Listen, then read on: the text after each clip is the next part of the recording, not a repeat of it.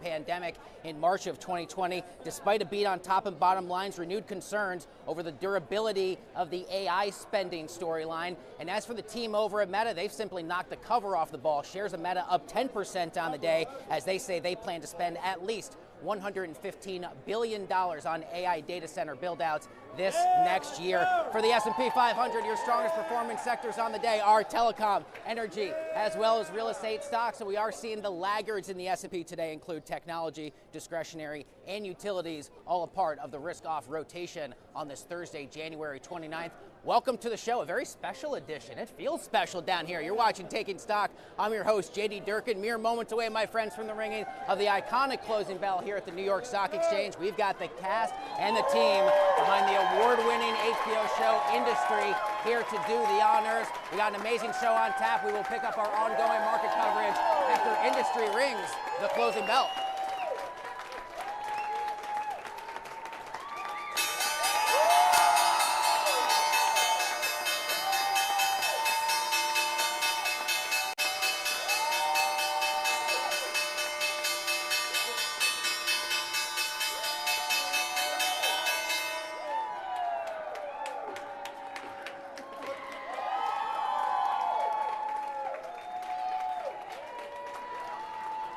The cast and the team behind the award-winning hit show on HBO Industry join us here live at the big board to ring out the close of today's financial trading. You see the crowd down here. Everyone is hyped up to go, as are we for the show. The oil benchmarks both up here on the day, reaching their highest levels, going all the way back to early August. The crypto majors getting absolutely throttled on the day. There's no other way to say it. We'll talk a lot more about Bitcoin, ETH, and Solana coming up in just a bit. Also catching a bit of a bid, not all the stocks in these sectors, but the big banks led by B of A. Oil and energy having a strong session as well. Industrials led by Honeywell, which was up 4% on the session today. And the legacy automakers, not Tesla after earnings. Tesla had a bit of downward pressure, but the real legacy American brands led by GM having a very strong tape here on this Thursday. Let's bring in our first guest. He is making his Taking Stock debut, the great Jim Thorne, Chief Market Strategist at Wellington Altus. Great to have you here.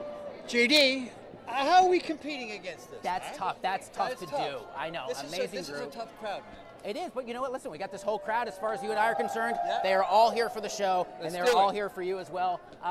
Listen, for the most part, despite these little days of profit taking, we're still basically at all-time highs. Despite the backdrop of uncertainty, geopolitics, what's going on with the Fed, what do you see when you look up at price action these days, Jim? Hey, it's options week, JD, so it's insanity this week.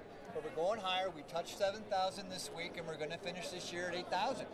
Risk on, rotate, use the charts as your friend, and just check the noise, check your biases at the door, and drive on. Secular bull market. How do you go about separating signal from noise? You mentioned the charts. Are there key indicators that you're looking for? And ultimately, there is a lot of noise. There are a lot of shiny things for traders and investors to see, but how do you stick to the fundamentals? Plan your work and work your plan. Sell parabolic charts. Look at the charts. Find the stocks you like. Find the themes you like. And realize that we're in a period of time where we can get exuberance on the upside and the downside. Buy low, sell high. I know that sounds profound, but that's what you got to do. You say sell the parabolic moves. We've had a lot of them. Sure. Pick your sector or big stock, splashy stock of choice. But how about gold and silver on those Gold, charts? silver, the memories companies, right? Yep. Uranium, all of them that have had massive runs, you just sell them. You love the theme, but you take what the market's giving you, and then you go shift. What does everybody hate? They hate Bitcoin, they hate crypto now. If you don't have the fundamental story on crypto right now, and you don't see this as an opportunity, then don't buy it when it's 200K, all right? What did you see out of the Federal Reserve yesterday? This is the third to last meeting for Jerome Powell as chairman of the central bank. We knew what the decision on the short end of the yield curve was going to be, but we also had two dissenters as well. Sets up a kind of interesting backdrop for the next 7 meetings in 2026. The Fed is incompetent. They need to structurally change. And if we go back, JD, to the 1980s, we are shifting from a Keynesian world to a supply side world. We're shifting from MIT and Yale to the University of Chicago. So the majority of people on Wall Street and the Fed are Keynesian. And what's happening with Bessent and Trump and Ludnick is it's a supply side economics. They want to run it hot. And when you shift the supply curve out, prices come down, and this is blowing people's mind. You mentioned President Trump. What do you see as he dukes it out right now on the public stage with the Canadian Prime Minister, Mr. Carney? Talking about what an important trading policy. You can't. I'm a man without a country here. I'm sorry to hear that, but it is an important one for a lot of investors for cross-border trade. What do you make of what's been made? Canada needs the United States. We've got to come to a deal where Canada can be treated inside the United States in the new trading environment. That's what has to happen. A lot of this is performative, but I will tell you, Canada needs the United States. There's going to be a deal, and I think Carney knows it, and this is just theater. Jim Thorne, Chief Market Strategist at Wellington Altus. This interview was not political theater. This was the good stuff right here. Thanks for being on the show. Man. Really good to have you. Josh, going to grab your microphone. Howard, you and I are going to head this way right through the crowd and say hello to all my favorite people here. All right, we will now bring you the latest Polymarket event contract odds as Polymarket participants try and figure out, at long last, like Jim and I were just saying, who's the next Fed chair going to be? We've seen the odds on this particular prediction market flip a lot over the course of the last few months. BlackRock fixed income chief Rick Rieder, yeah, he's now in the lead. The fourth odds-on favorite in the prediction marks going back to Thanksgiving, about 38% chance for Rieder. Former Fed Governor Kevin Warsh right now at 29%. Fed Governor Christopher Waller up to 14%. Doesn't sound like a lot, but we actually saw his odds kind of jump up after he was one of the two dissenters Jim and I were just talking about down in Washington yesterday. And the White House's Kevin Hassett at 8%. He, of course, had been the favorite throughout much of the fall. Those odds have changed a lot. We could get that announcement any day, any minute from the president on social media. More than $280 million in total trade volume on Polymarket, trying to figure out who the next Fed chair announced will be. Howie, before we toss a break, we'll take a look at a couple NYSE notables. How about the team from MasterCard? Net income for the quarter up 22% year over year. Net revenue up 17%. Analysts from Morgan Stanley giving MasterCard an overweight rating, citing this company as a beneficiary of security and fraud detection in e-commerce. Shares are still down so far year to date, about 5%. And how about the team from Royal Caribbean? Up almost 19% here on the day for the quarter. They saw strong cruise demand, revenue up more than 13% year over year. But here's what really pushes up the stock. It's all about guidance. It's about the picture that you paint for investors about what's still to come. RCL hitting as high as 350 on the day, its highest level going all the way back to September 12th. Shares of Royal Caribbean up more than 20% so far here in 2026, also helping to boost shares of Viking and other cruise lines on this Thursday as well. All right, Cheddar's very own Chris Castellino is now back with another personal look at the latest auto tech from CES 2026 in Las Vegas, Nevada. Take a look. You don't need to buy a brand new car to experience the AI revolution in mobility. SoundHound AI is bringing conversational voice technology to vehicles that are already on the road, and they're doing it in ways that go far beyond asking for directions. We're a voice and conversational AI company. We focus on a variety of industries, but we're really focused on automotive.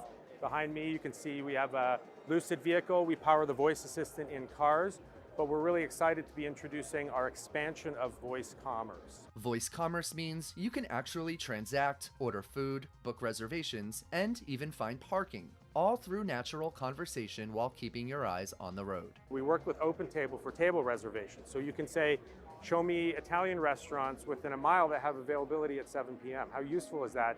And it'll filter the list with voice, and then afterwards you can say, all right, I want to book that one for 7 p.m. and it's done. You never looked at your screen, you never touched anything, you weren't distracted.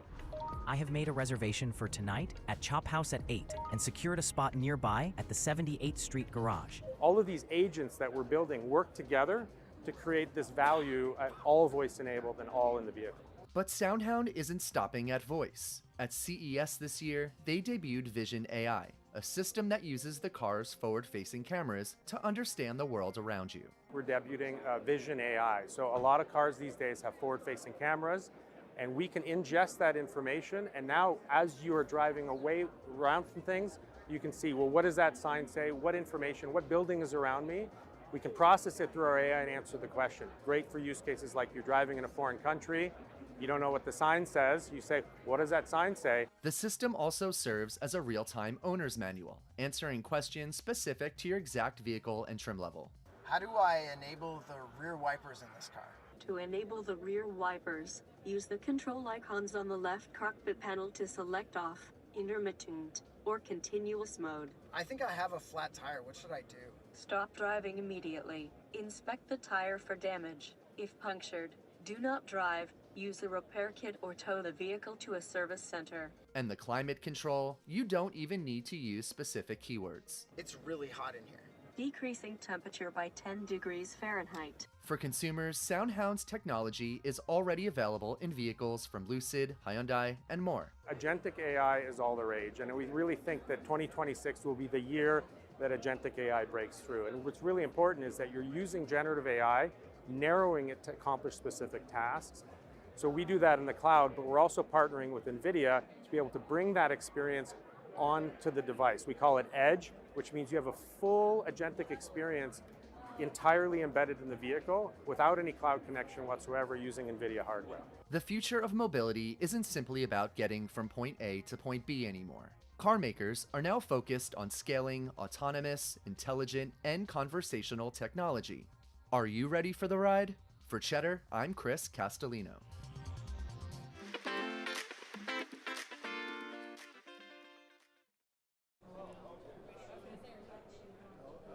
Welcome back to Taking Stock. We are live here on the iconic trading floor of the New York Stock Exchange. Time to get you quickly caught up on a few of the headlines you need to know in the world of fintech, crypto, and artificial intelligence. First off, as we said at the top of the show, the crypto majors, they're all down in a big way today. Bitcoin selling off 5.5%, ETH down 6.5%, Solana also down 6.5%. Crypto super PAC Fairshake, in other news, says it has built a $193 million war chest ahead of the upcoming midterm elections. It's got backing from Coinbase, Andreessen Horowitz, as well as Ripple, as senators prepare for the first vote on a sweeping crypto regulatory bill. And finally, Fidelity preparing to launch its own dollar-backed stablecoin in the next few weeks, a move that pushes stablecoins deeper into mainstream finance as a real-time alternative to traditional banking rails. Our next guest of the broadcast joins us right down here on the trading floor. This is Rune Christensen. He is the co-founder of Sky Ecosystem, also director of Sky Frontier Foundation. I hope I got all that right. Thank you for being here.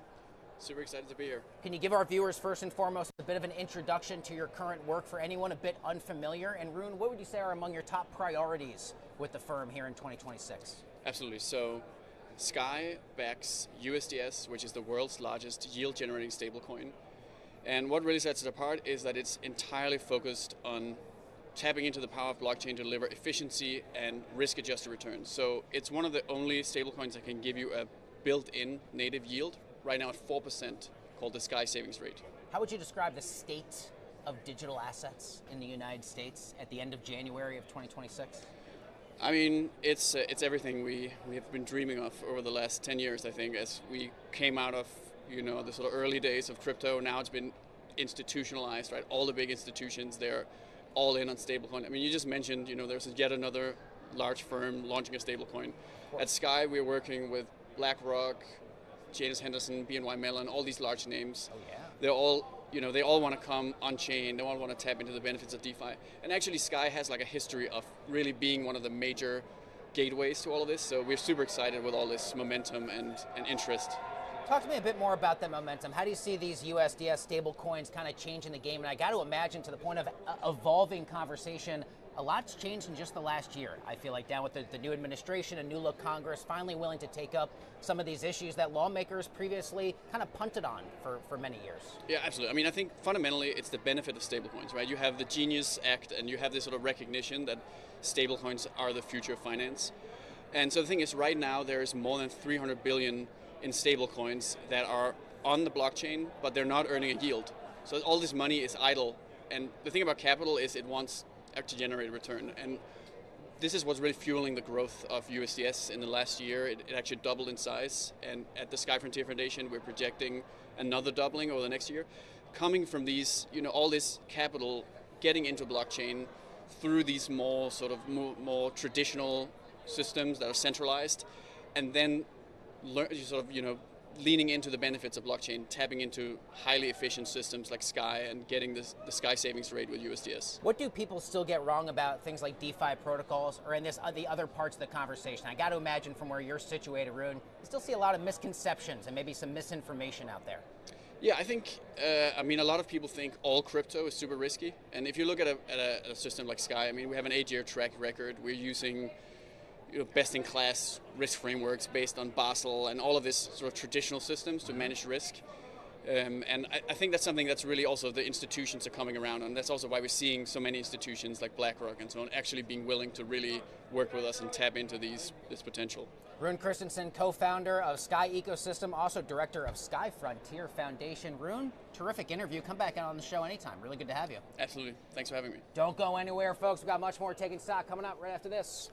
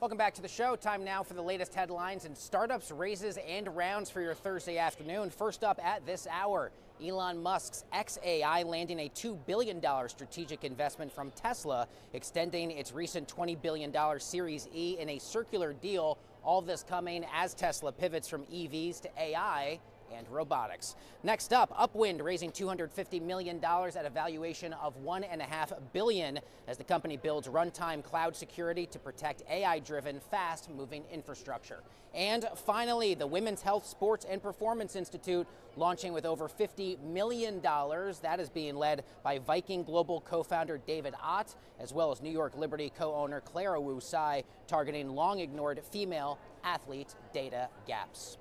All right, earlier today, FinTech TV's very own lead anchor, Remy Blair, sat down with Dirk Wallinger of York Space after they rang the opening bell here for their highly anticipated IPO at the New York Stock Exchange. Take a look.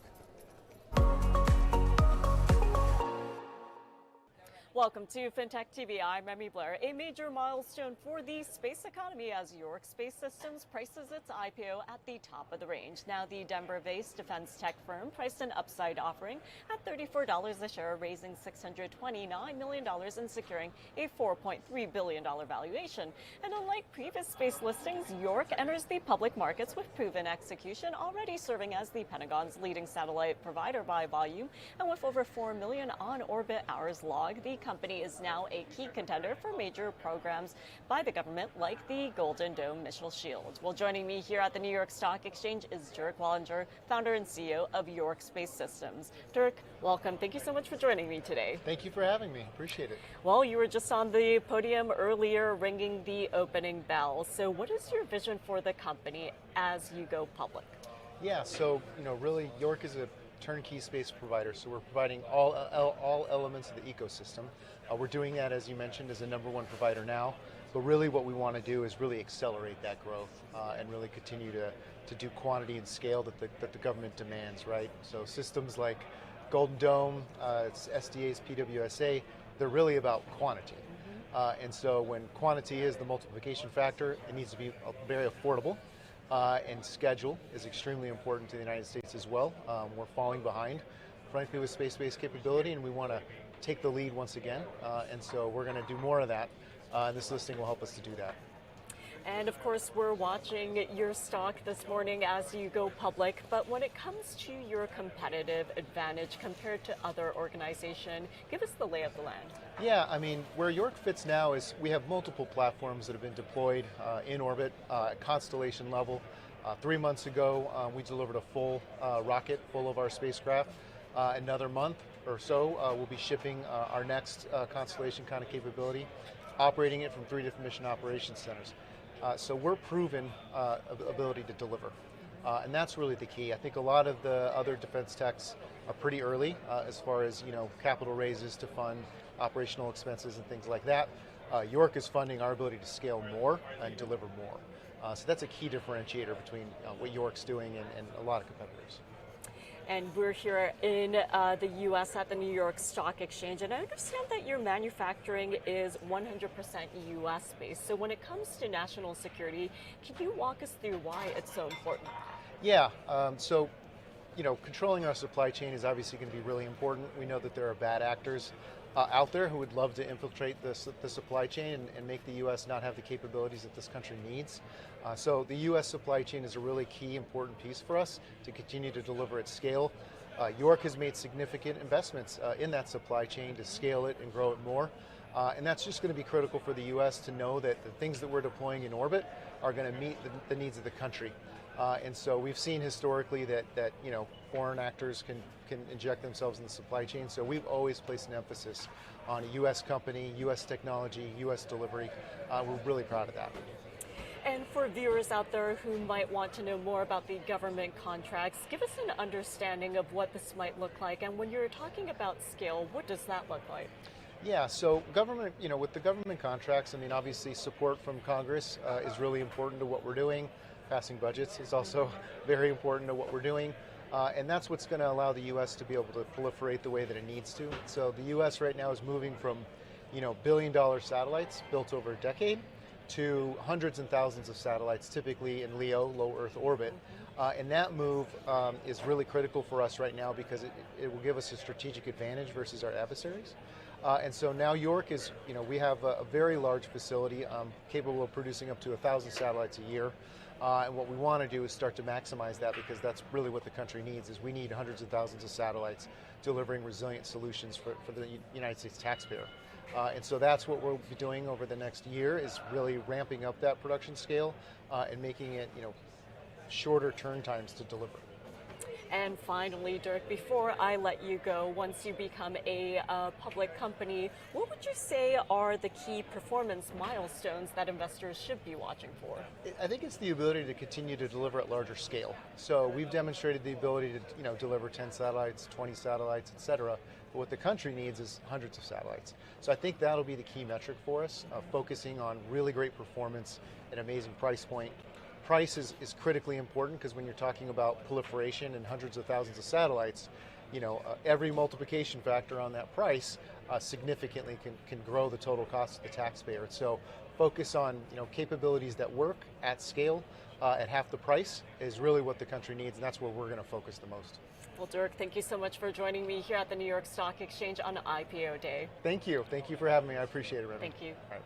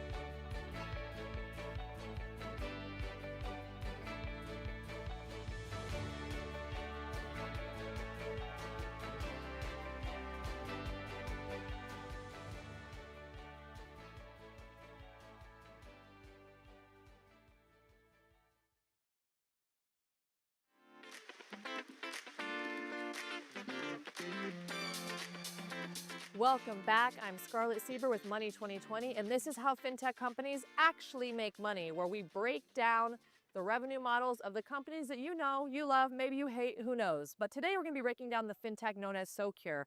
I happen to have known this company for over a decade, and it's going to be so fun to break down the identity layer that turns who you are into approved go spend. That is what Socure is known for. If you can't trust identity, you can't monetize the customer. Socure verifies people and businesses, KYC and KYB for the business. It runs document checks, it sanctions screenings, and fraud risk scoring in milliseconds. So fintechs approve more legitimate users and bounce the bad actors. Here's how that money flows.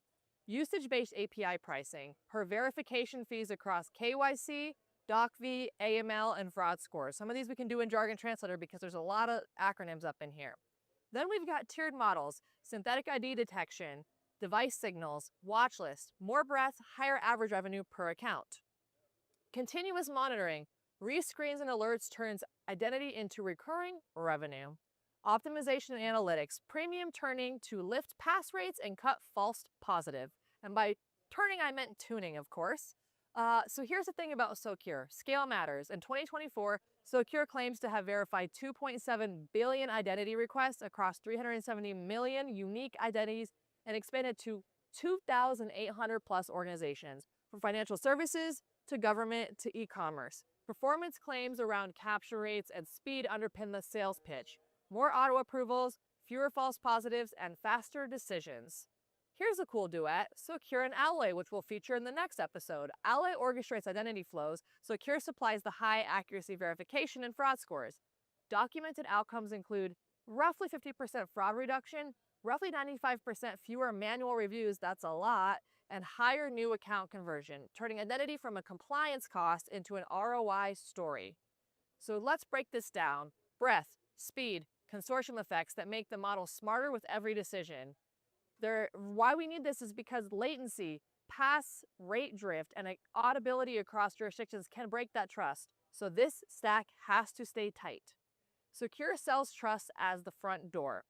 Better pass rates means more customers, and more customers means, you guessed it everyone, more revenue.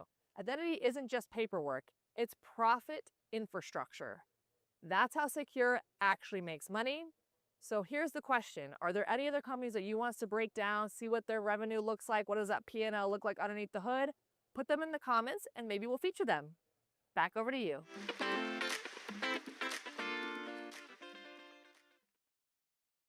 Sorry, that's okay. Markets in mixed territory on this Thursday, but we turn our attention to tomorrow here on Wall Street, where we will get quarterly results before the bell from names like SoFi, American Express, Verizon, Chevron, and ExxonMobil. That'll do it for today's edition of Taking Stock. Have a great night. We'll see you again tomorrow. Woo!